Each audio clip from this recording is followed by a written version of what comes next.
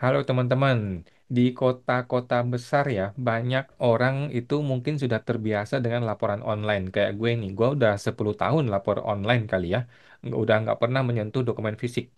Tetapi ternyata di banyak daerah, terutama di daerah-daerah kecil gitu, masih banyak orang yang mungkin nggak ngerti internet, bahkan nggak punya komputer gitu ya. Mereka selama ini terpaksa lapor SPT itu online. Sorry, offline ya. Laporan offline pakai kertas biasa, tulis tangan gitu ya, kirim kepada kantor pajak, pakai kertas fisik. Nah, jadi banyak orang mulai mulai bingung nih, gua masih boleh nggak sih pakai laporan offline begitu, pakai kertas begitu, atau sudah tidak boleh? Jangan sampai salah gitu kan. Nah, ini ditegaskan kembali di Per 11 nih ya. Langsung gua sampaikan ke teman-teman semua ya, kita share aja.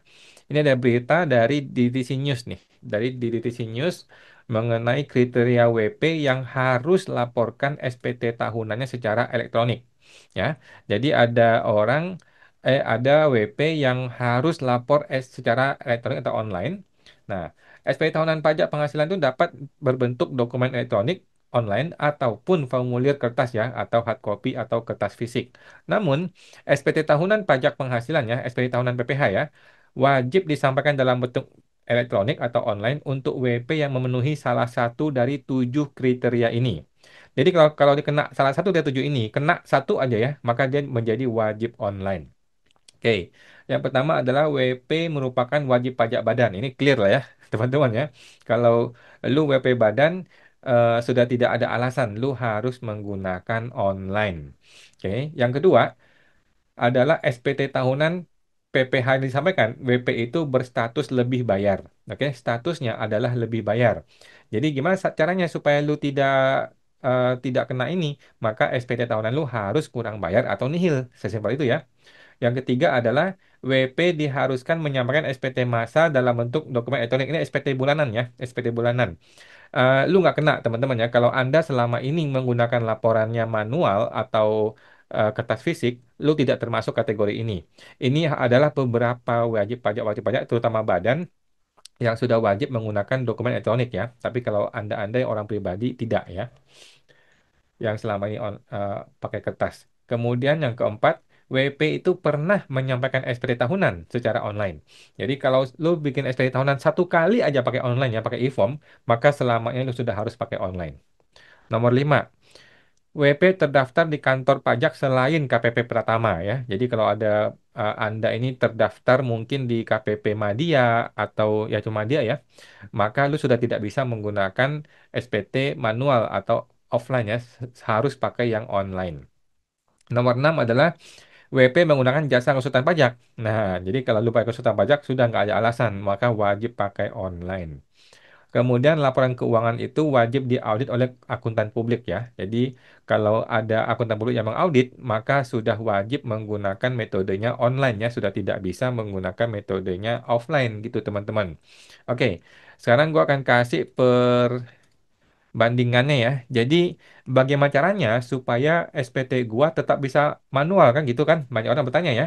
Gimana caranya supaya gua tetap bisa manual, tetap bisa pakai kertas fisik, gua malas pakai komputer atau memang tidak bisa pakai komputer atau tidak ada internet mungkin di daerah terpencil dan sebagainya ya. Nah, ini warna hijaunya yang tadi ini yang gue bacain ya. Warna kuning adalah solusinya. Gimana supaya Anda tidak online? Yang pertama adalah dia bilang WP badan.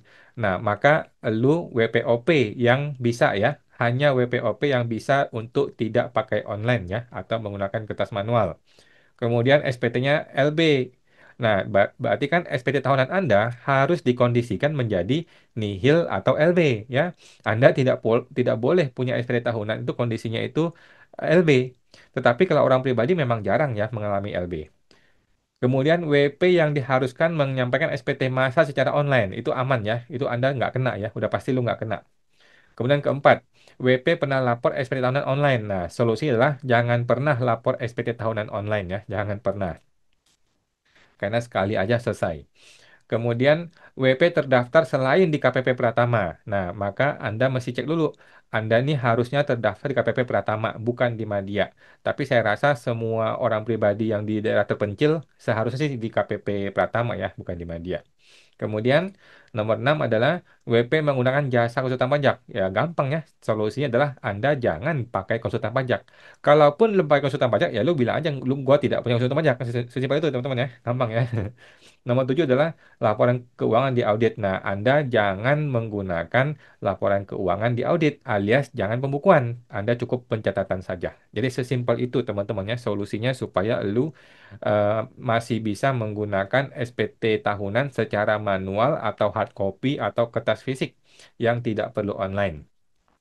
Sekarang muncul pertanyaan, kalau gua orang pribadi lapor manual, tapi gua terima dividen dari saham, gua kan mau lapor e-reporting. Kalau mau lapor e-reporting, gua kan masih daftar Cortex. Nah, gimana solusinya?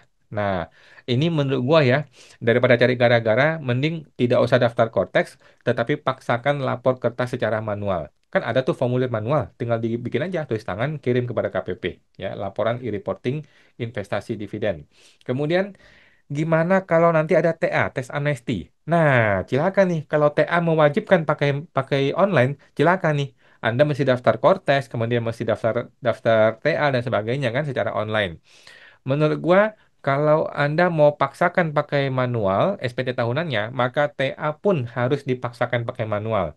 Seharusnya TA tetap mengakomodir metode manual ya, karena dia mesti mengakomodir dong orang-orang di daerah terpencil yang tidak punya komputer, tapi mau ikut TA kan. Nah, kemudian Anda jangan pernah daftar Cortex, teman-teman ya. Kalau Anda daftar Cortex, dikhawatirkan gara-gara terdaftar Cortex, maka Anda tidak bisa lagi menggunakan laporan offline ya atau manual gitu. Tadi sih nggak ada kriteria ya bagi orang sudah terdaftar Cortex ya, tetapi takutnya ya begitu daftar Cortex, takutnya sudah terregister secara digital sehingga tidak perlu lagi pakai manual. Silakan nanti ya. Kemudian, bagaimana kalau Anda dipotong PPh oleh pihak lain? PPh 21, 22, 23, 4 ayat 2, itu gimana? Nah, solusinya adalah Anda kasihkan nomor NIK atau nomor eh, atau MPP sementara ya, yang 999. Jadi kasih nomor NIK aja, nggak usah kasih MPWP, kan nggak punya MPP ya. Punya MPP sih ya, punya MPP, tapi kasih nick aja ya. Kasih nick aja supaya nanti terbitnya itu MPP sementara. Kalau MPP sementara yang terbit, berarti kan tidak masalah dong. Berarti kan tidak masalah. Tidak tidak akan terregister di sistem NPWP Anda secara elektronik dan Anda tidak perlu juga daftar Kortes gitu teman-teman ya. Nah, intinya kalau emang mau offline, mau manual, maka jangan sentuh itu komputer. Ya. Jangan sentuh itu komputer. Nah, terakhir, gimana caranya bikin e-billing sekarang? Anda kan mungkin PPh UMKM nih, PPh UMKM selama ini kan lu bikin di ini, lu bikin di bank kan, bikin di bank atau di ATM. Kalau ATM udah nggak bisa nih, belum bisa lagi di ATM ya. Kalau di teller bank bisa nggak? Nah ini sudah mulai nih ya, coba tes teman-teman ya, coba tes ke teller bank bisa nggak, masih bisa bikin nggak e-billingnya untuk PPh UMKM.